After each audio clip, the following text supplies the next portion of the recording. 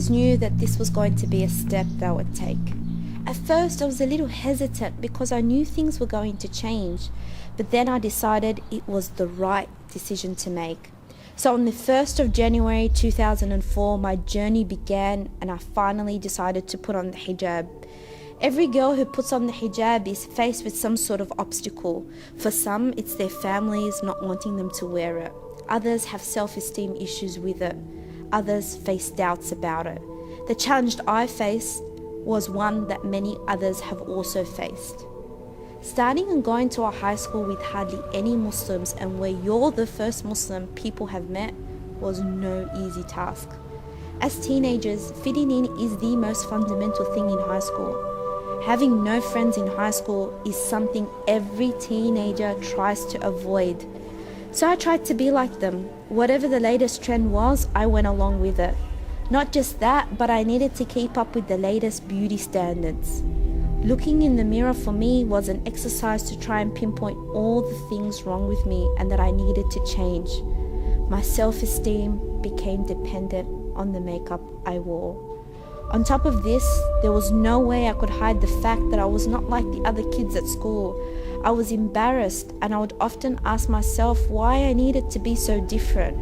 So I went about my high school life struggling with my identity, trying to answer the question of who I was really. The truth is, I felt extremely lonely. Looking back, the reasoning why I was so embarrassed of who I was because I had yet not fully understood the hijab. I thought the hijab was purely about modesty. I thought the hijab was there just to protect women from the gaze of men. But unfortunately, that was a very shallow and two-dimensional understanding of the hijab. It was not until I got to uni and started to take learning about my religion seriously that something happened. I fell in love.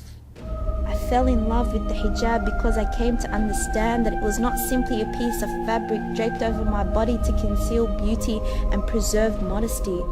It was a physical manifestation of my submission and connection with my Lord, an external representation of my inward spirituality.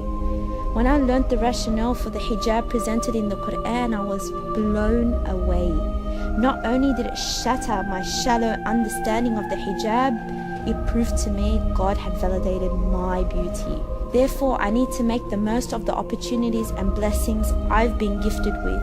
Knowing this has actually pushed me to constantly improve myself and ensure my actions and character are in line with the teachings of Islam. But we need to understand that by wearing the hijab, I'm not declaring I am Islam. Rather, I am a Muslim, meaning I am someone who is trying to follow this religion, who accepts it as the truth, sees beauty in it, and hopes to beautify myself with it. Ultimately, no one is perfect. As humans, we're susceptible to making mistakes. The hijab doesn't make you a more perfect or righteous human being. Rather, it's a constant reminder to keep striving and excel in your personal and spiritual development. Remember, no matter how dark the world gets, be like that star that stands out and shines the way for others to see.